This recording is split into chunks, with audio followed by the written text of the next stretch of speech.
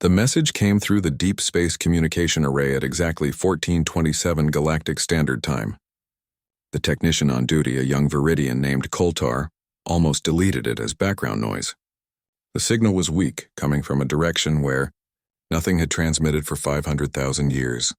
Then, he heard the words, "This is Admiral Tae-ho of the Earth Defense Force. We're coming home." Koltar's 3 arms froze over his console. Earth was a legend, a myth told to young spacers about a planet that once existed in the Sol system. According to the stories, primitive creatures called humans lived there long ago before the Great Silence fell over that region of space. The technician played the message again. The voice was clear, speaking perfect galactic standard. But that was impossible. The Sol system had been dead for 500,000 years. Within minutes, the message reached the highest levels of the Galactic Council. Chancellor Vexthara, the proud leader of the Altarian people, stood in her private office reading the transmission report. Her silver skin turned pale as she recognized the implications. "Impossible," she whispered to herself. "The humans are extinct."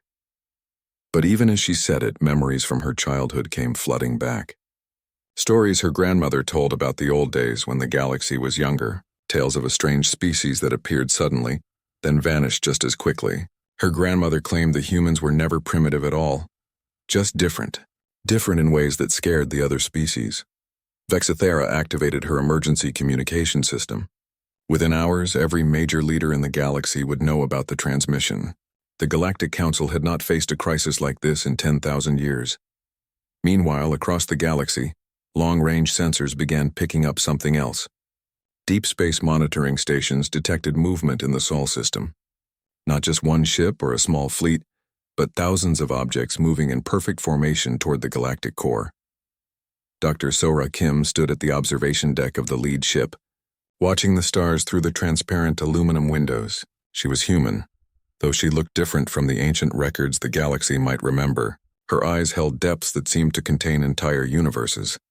And when she moved, reality seemed to bend slightly around her. "Admiral," she said to the man standing beside her, "the Council has received our message." Admiral Tae-ho nodded slowly. He was tall for a human, with black hair and kind eyes that had seen things beyond imagination. His uniform was simple, but it was made from materials that did not exist in normal space. The fabric seemed to shift colors as he moved, reflecting light that came from other dimensions. "Are you ready for this, Sora?" he asked. "It has been a long time since our people walked among other species." Dr. Sora smiled. "I am curious to see how they have grown. When we left, most of them were just beginning to reach for the stars. Now they have built an entire galactic civilization, and they will fear us," Tae-ho said quietly. "They will not understand what we have become." "Perhaps," Sora agreed. "But understanding will come. It always does." Back on the Council's main station, panic was spreading. The deep space sensors were showing impossible readings. The human fleet was massive, far larger than anything the galaxy had ever seen. Worse, the ships seemed to be moving faster than light without using hyperspace drives. General Zeftani, the Council's military commander, stood in the war room studying the sensor data. His species, the Corvani, were known throughout the galaxy as the greatest military minds. But what he was seeing made no sense. "How many ships?" asked Chancellor Vexithara as she entered the room. "We cannot get an accurate count," Zeftani replied. "The sensors show at least 10,000 vessels, but the readings keep changing. Sometimes they appear to be in multiple locations at once. That is impossible." "Yes, Chancellor. Everything about this situation is impossible." Vexithara looked at the holographic display showing the approaching fleet. The ships were unlike anything in the galaxy's databases. They were smooth and organic-looking, as if they had grown rather than been built. Energy readings from them were off the scale. "What do the archives say about human military capabilities?" she asked. "Very little," Zeftani admitted. "The records from 500,000 years ago describe them as a young species with basic fusion technology. Nothing that should threaten us now." "Then either the records are wrong or these are not the same humans." As the hours passed, more reports came in. The human fleet was slowing down as it approached the outer rim of Council space. They were not acting aggressively, but their very presence was causing fear throughout the galaxy. Ships were being recalled to defend major worlds. Trade routes were being abandoned.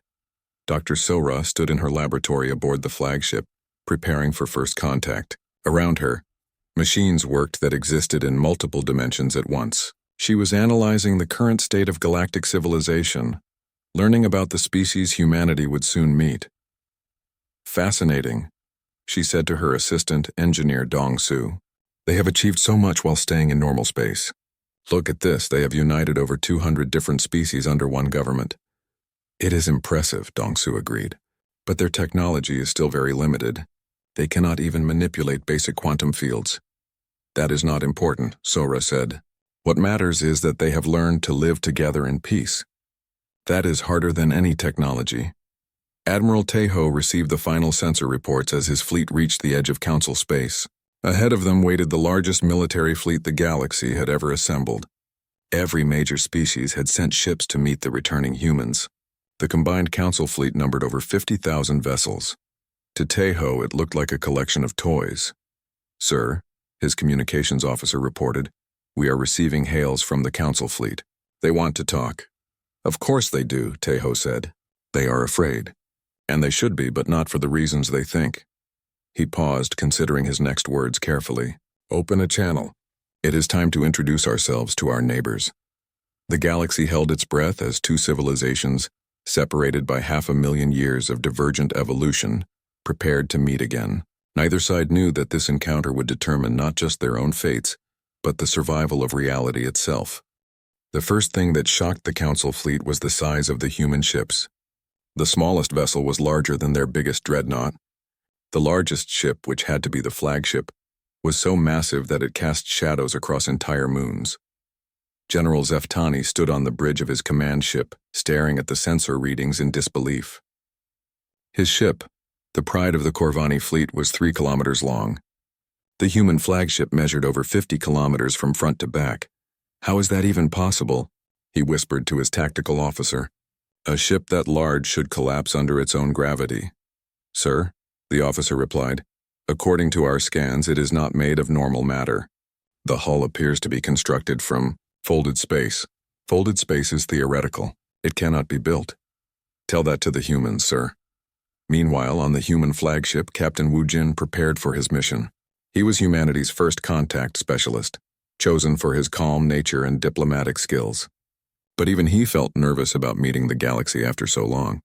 "Are you ready, Captain?" Admiral Tejo asked as they stood in the launch bay. "As ready as anyone can be for something like this," Wu Jin replied.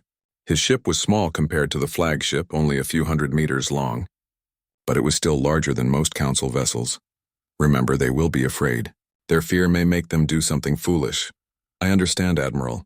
I will be careful." Captain Wu Jin's ship separated from the flagship and moved toward the Council fleet. As it approached, every weapon in the galaxy was trained on it. The ship moved smoothly through space, leaving a faint trail of distorted starlight behind it. On the Council command ship, alarms began ringing. "Sir," the tactical officer shouted. "The human ship just appeared on our close-range sensors. It was not there a second ago."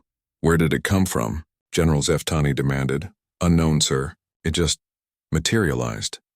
The truth was that Captain Wu Jin's ship had traveled the distance between fleets by briefly stepping outside of normal space. To the humans, this was as simple as walking from one room to another. To the Council, it looked like magic. "This is Captain Wu Jin of the Earth vessel Harmony," came the transmission. "I request permission to approach for diplomatic talks." General Zeftani hesitated. His every instinct told him to fire on the approaching ship, but he was a soldier, not a politician. This decision was above his rank. "Transmit the request to Chancellor Vexithara," he ordered. Minutes later, the Chancellor's voice came through the communication system. "Permission granted. But be warned, Captain Wu Jin, any aggressive action will be met with force." Wu Jin smiled sadly. "Honored Chancellor, we could have destroyed your entire fleet before we even announced ourselves. If we wanted to harm you, this conversation would not be happening." His words sent a chill through every Council ship, because deep down, everyone knew he was telling the truth. Captain Wu Jin's ship docked with the Council flagship. When he stepped out of his vessel, the Council delegation was surprised by how normal he looked. He appeared to be a regular human male, perhaps in his 30s, with short black hair and wearing a simple uniform. But there was something about his eyes that made everyone uncomfortable. They held depths that seemed to go on forever, as if he was looking at them from multiple angles at once. "Chancellor Vexthera," he said, bowing politely, "it is an honor to meet you. My people have watched your civilization grow with great interest." "Watched us?" the Chancellor replied. "From where?" "The Sol system has been empty for 500,000 years. Empty of normal matter, yes. But we never really left. We simply moved to a place where you could not see us." General Zeftani stepped forward. "Captain, I will be direct. Your fleet has every military leader in the galaxy concerned. We need to know your intentions." "Our intentions are peaceful," Wu Jin assured him. "But I understand your fear. Perhaps it would be better if I showed you rather than told you." Before anyone could react, Captain Wu Jin reached out and touched the metal wall of the corridor. His hand passed through it as if it was not there. Then he stepped sideways and disappeared completely.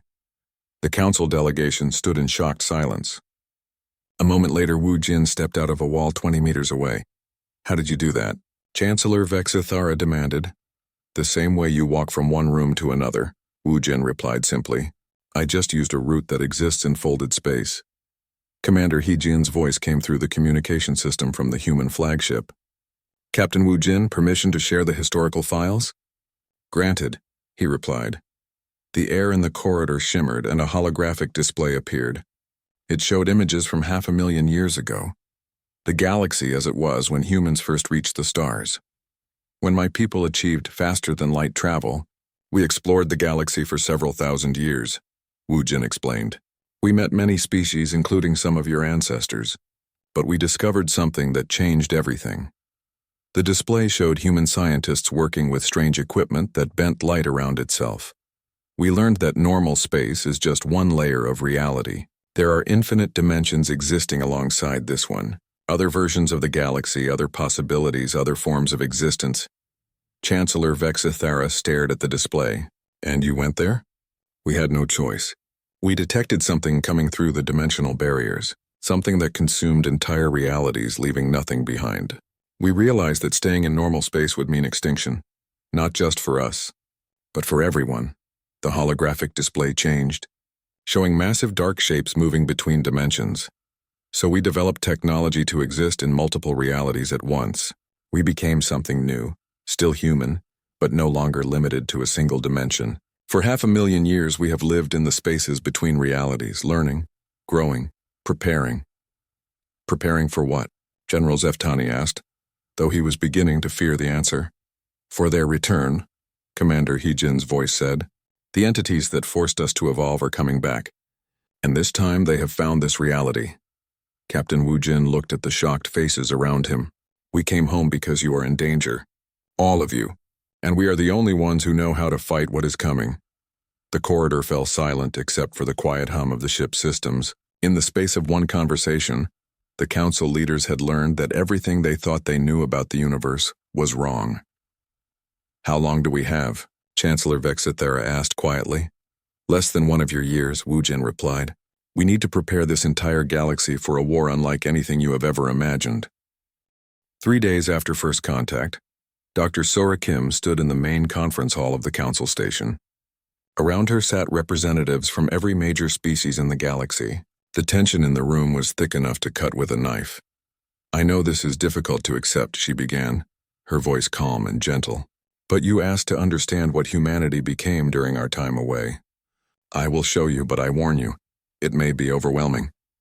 Chancellor Vexithara leaned forward in her chair. "Dr. Kim, we need to know what we are dealing with." "Show us everything," Dr. Sora nodded. She gestured to Engineer Dongsu, who stood beside a device that looked like a simple metal box. When he activated it, the air in the room began to shimmer. "This is a reality projector," Sora explained.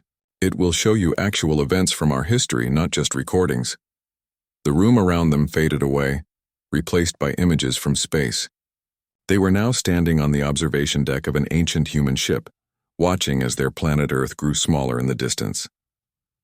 "This was our first attempt to leave normal space," Sora said, 500,000 years ago, when we discovered the dimensional barriers could be crossed."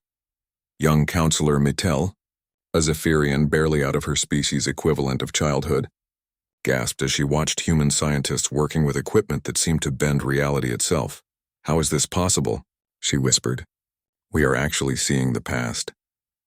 Time is just another dimension, Engineer Dongsu replied simply. Once you learn to move between realities, moving through time becomes much easier. The scene changed. Now they were watching as the first humans stepped into what looked like empty space and disappeared. It took us nearly 1,000 years to perfect the technique, Sora continued. Many volunteers were lost in the early experiments. But eventually we learned to exist in multiple dimensions simultaneously. Chancellor Vexithara studied the images carefully. What did you find in these other dimensions? Everything, Sora replied. Realities where life never evolved. Dimensions made of pure energy. Universes where the laws of physics work completely differently. And we learned from all of them. The reality projector showed human settlements that existed in space that was not quite space, cities that floated in dimensions where matter and energy were the same thing. We spent 50,000 years just learning to survive outside normal reality, Sora explained. Then we began to grow and change.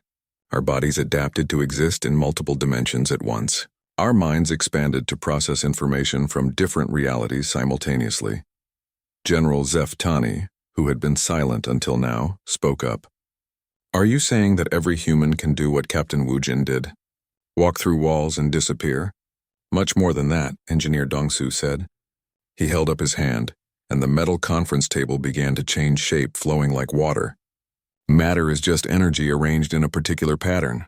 When you understand the deeper rules of reality, you can rearrange that pattern. The table reformed into a perfect sculpture of a tree, then back into a table. Several council members jumped back in their seats.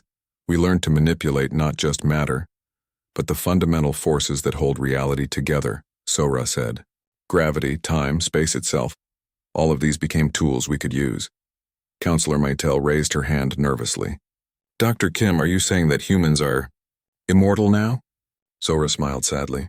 In a way, yes.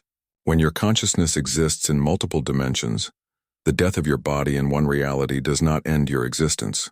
But immortality is not as wonderful as your stories make it sound. We have watched entire civilizations rise and fall. We have seen species we cared about go extinct while we remained unchanged. The reality projector showed humans standing in what looked like a library that stretched into infinity. But instead of books, it contained floating spheres of light that pulsed with information. This is where we store our knowledge, Sora explained. Every experience, every discovery, every memory from 500,000 years of exploration. Any human can access this information instantly by connecting their consciousness to the dimensional network. You mean you can share thoughts?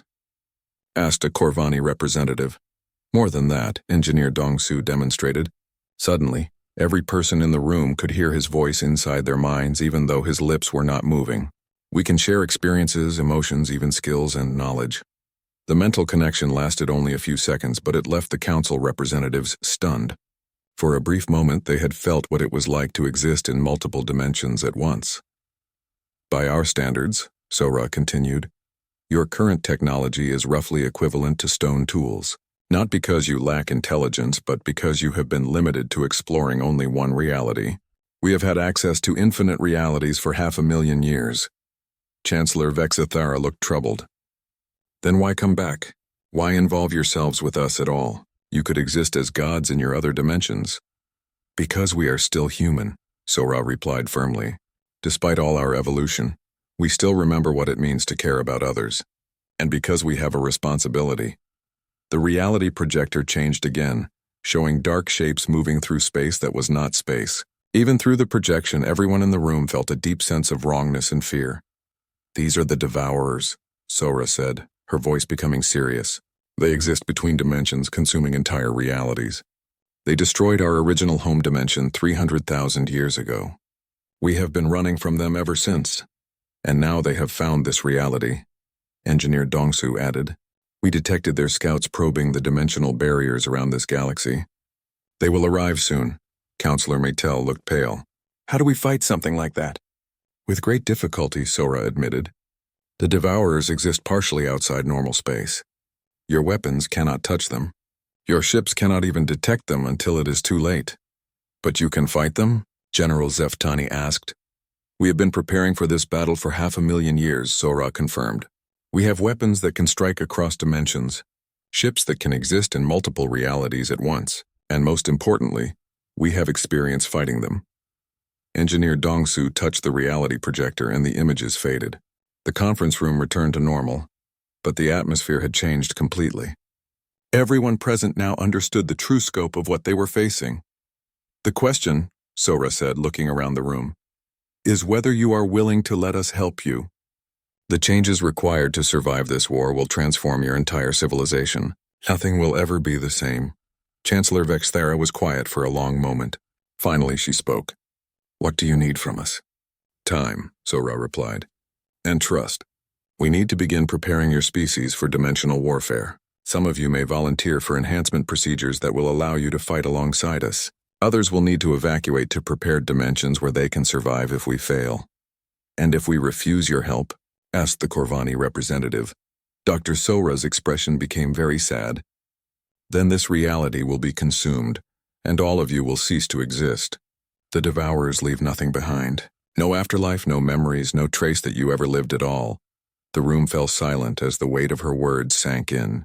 The galaxy had less than a year to prepare for a war that would determine whether reality itself would survive. General Hyunsik stood in the war room aboard the human flagship, staring at a holographic map that showed 17 different versions of the galaxy. All of them were empty now. Just dark spaces where billions of stars and countless civilizations once existed. "This is what we are fighting," he told the assembled council military leaders. Each of these galaxies was consumed completely. No survivors, no remnants, just nothing. Chancellor Vexthera studied the dark spaces on the map. "How long did it take them to destroy each one?" "The fastest was consumed in 3 months, Hyunsik replied. "The longest lasted almost 2 years. That galaxy had received warning and tried to prepare, but their technology was similar to yours. It made no difference in the end." Admiral Kite, commander of humanity's Interdimensional Warfare Division, activated another display. This one showed creatures that hurt to look at directly. They seemed to exist in multiple dimensions at once, shifting and changing as the eye tried to focus on them. "The Devourers are not like any life form you understand," Kite explained. "They do not have bodies in the way you think of them. They are living holes in reality, creatures made from the space between dimensions." Scientist Yuri stepped forward. She had spent 200,000 years studying the Devourers, learning their weaknesses and patterns. They feed on the fundamental forces that hold reality together. When they enter a dimension, they begin consuming the energy that keeps matter stable. Planets dissolve, stars go out. Eventually, the entire reality collapses into nothing. General Zeftani, representing the council forces, looked sick. "How many of them are coming?" "Our scouts have detected at least 50,000 individual Devourers approaching this reality," Hyunsik answered. "But they can split and merge, so that number means little. What matters is that they have learned from their previous attacks. They are more organized now, more intelligent." "Intelligent?" Counselor Mattel asked. "They can think. After consuming 17 galaxies, they have absorbed the knowledge and experience of every civilization they destroyed," Yuri explained. "They know our tactics. They know how we fight. They have become smarter with each victory." Admiral Kite brought up tactical displays showing human ships engaging the Devourers in other dimensions. The battles looked nothing like normal space combat.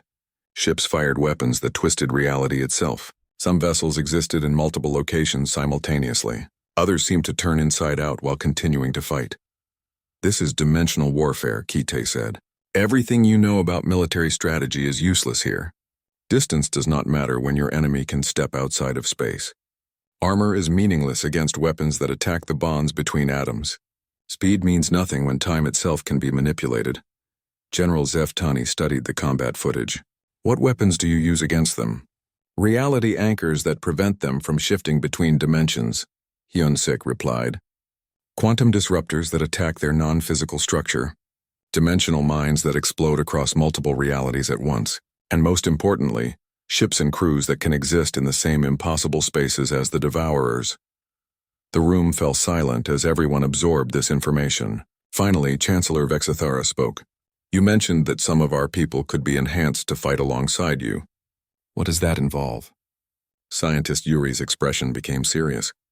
"The process is dangerous and irreversible. We must alter your bodies and minds to exist partially outside normal reality. Many volunteers do not survive the transformation. Those who do survive are no longer fully what they were before. Show us, the Chancellor demanded. Yuri led them to a medical bay where several council volunteers were undergoing the enhancement process. The first was a young Altarian pilot named Keximani. He lay unconscious in a device that looked like a cocoon made of flowing energy. The enhancement takes 72 hours, Yuri explained. We are restructuring his entire cellular structure to exist in multiple dimensions simultaneously. His consciousness is being expanded to process information from different realities at once. Through the transparent walls of the cocoon, they could see Keximani's body changing. His skin began to shimmer with colors that did not exist in normal space. When he moved in his sleep, after-images of the movement lingered in the air. If he survives, Yuri continued, he will be able to pilot ships through dimensional barriers. He will see and think in ways that his species has never experienced, but he will never be fully Altarian again. General Zeftani looked at his own hands, wondering what it would feel like to exist in multiple realities. How many volunteers do you need? At least 10,000, Admiral Kite replied. Enough to crew our dimensional warfare ships and serve as liaisons with normal space forces. And the rest of us? Asked a Viridian commander.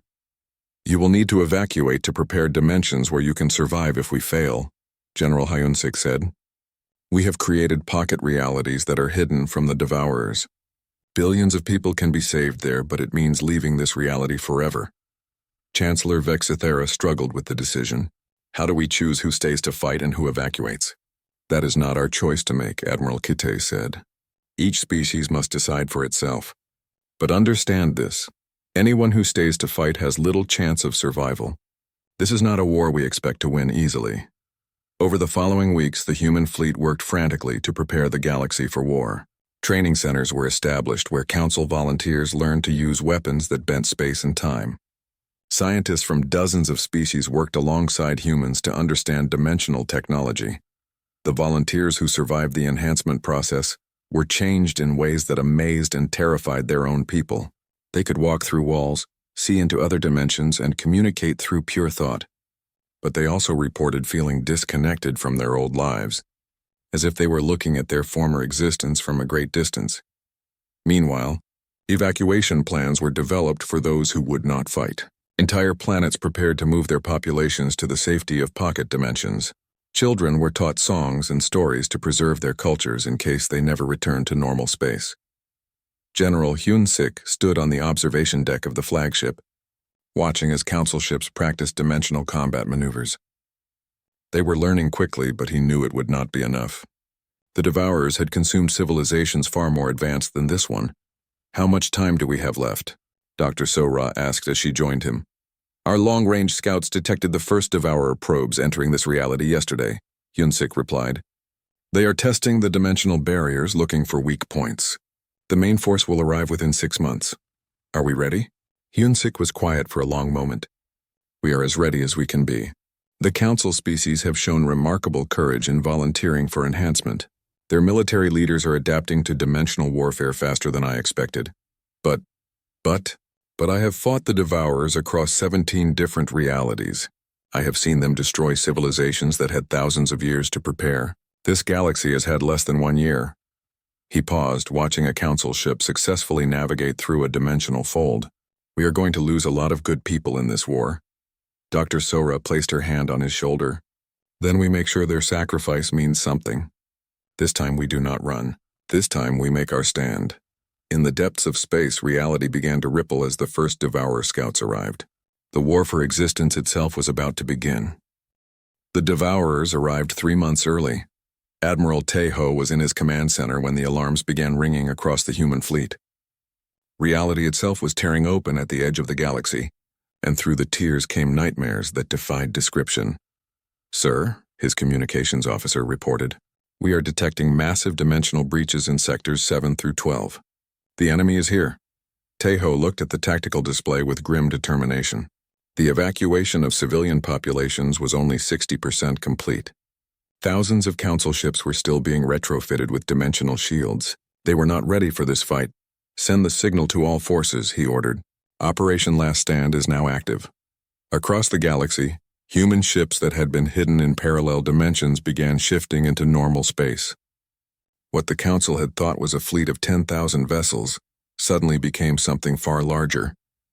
Ships materialized from folded space, from twisted time, from dimensions where the laws of physics worked differently. Captain Jamin stood on the bridge of the assault ship Defiance, watching as millions of human vessels took their positions. Each ship existed in multiple realities at once, making them nearly impossible to target, but he knew that even this massive fleet might not be enough. "Captain," his tactical officer called out, "the Devourers are adapting faster than our projections indicated. They are learning from our weapons as we use them." Through the view screen, Jamin could see the enemy approaching. The Devourers looked like living tears in space, dark shapes that hurt to look at directly. Wherever they moved, stars went out and space itself began to dissolve.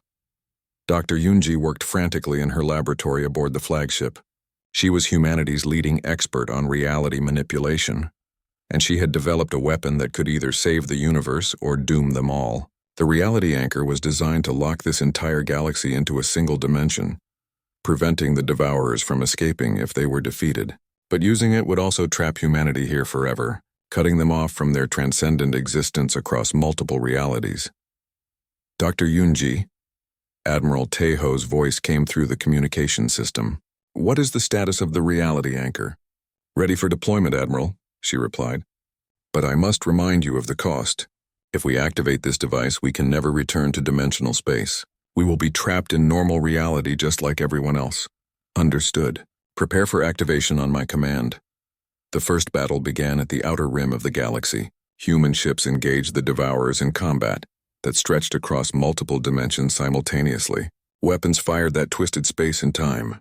Ships fought battles in realities where up and down had no meaning. Captain Wu Jin, commanding a squadron of Enhanced Council volunteers, led the first assault. His mixed crew of humans and transformed aliens worked together with a precision that amazed everyone who witnessed it. Kexmani, the Altarian pilot who had survived the enhancement process, flew their ship through dimensional barriers that would have destroyed any normal vessel. "Target the dimensional anchors," Wu Jin ordered. "We need to prevent them from spreading into the inner systems." But even as they fought, the Devourers proved more dangerous than humanity had faced before. They had learned from consuming 17 previous galaxies, and they adapted to human tactics within hours of first contact. General Hyunsik coordinated the defense from his command ship, but the reports coming in were increasingly desperate. "Admiral, we are losing ships faster than projected. The enemy is using strategies we have never seen before. How long can we hold them?" Teiho asked. "At current losses, maybe 6 hours before they break through to the inner galaxy." Admiral Teiho made the hardest decision of his long life. "All ships prepare for final gambit. Dr. Yunji, begin reality anchor deployment." The reality anchor was not just a weapon, it was a device the size of a small moon, built from the combined technology of dozens of species. As it activated, space itself began to change. The barriers between dimensions started to solidify, locking everything in the galaxy into a single reality. Captain Jamin knew what this meant for his mission. He had volunteered to lead a suicide attack into the space between realities, where the Devourer command structure was located. But once the reality anchor was fully activated, there would be no way back. "This is Captain Jamin to all ships," he broadcast. "I am beginning the final assault. Tell my family that I died protecting the future." His ship, along with 50 volunteers from various species, disappeared into dimensional space just as the anchor began to take effect. They emerged in a realm of pure nightmare, where the Devourer leaders waited like living shadows. The battle that followed was unlike anything that had ever occurred. Jamin's team fought with weapons that manipulated the fundamental forces of existence itself. They targeted the central consciousness that coordinated all Devourer activities across multiple realities. Meanwhile, in normal space, the reality anchor reached full activation. Suddenly, the Devourers found themselves trapped in a single dimension for the first time in their existence. Human and Council ships working together began to push them back using conventional weapons enhanced with dimensional technology. But the cost was enormous. Thousands of human ships were destroyed. Entire Council fleets were consumed before the trap closed. And Captain Jamin's assault team made the ultimate sacrifice, destroying the Devourer command structure at the cost of their own lives. As the last Devourer was eliminated from the galaxy, strange silence fell over the battlefield. For the first time in 500,000 years, Humanity was truly trapped in normal space. They could no longer step between dimensions or exist in multiple realities at once. Admiral Tejo stood on the bridge of his flagship, looking out at the stars that were now his permanent home. Around him, human and alien crew members worked together to coordinate rescue operations for survivors of the battle. Dr. Sora joined him at the observation window. "How do you feel about our decision?" she asked. "We saved them," Tejo replied simply. "Billions of lives across hundreds of species. That is worth any sacrifice, even giving up our transcendent existence? Especially that." He turned to look at her. "We were becoming too distant from normal life. This will remind us what it means to be part of a community, instead of standing apart from it." Chancellor Vexithara's voice came through the communication system from her ship. "Admiral Tejo, the Council has reached a unanimous decision. We formally request that humanity join the Galactic Council as equal partners. Our civilizations have much to learn from each other." Tejo smiled. "We accept, Chancellor, but understand that we are no longer the beings we were when this war began. We are just people now, like all of you." "Perhaps that is exactly what we need," she replied. In the days that followed, humanity began the long process of integrating with galactic civilization. Their advanced technology was shared freely, helping to rebuild worlds damaged in the war. Former enemies became allies as species that had fought together, formed lasting bonds. Admiral Tejo issued his final order as commander of the human fleet. "We came home not as gods, but as guardians. The stars are ours to protect now. Together we will build a future worthy of those who died to secure it." The war was over. Humanity had returned to stay, and for the first time in 500,000 years, they were truly home.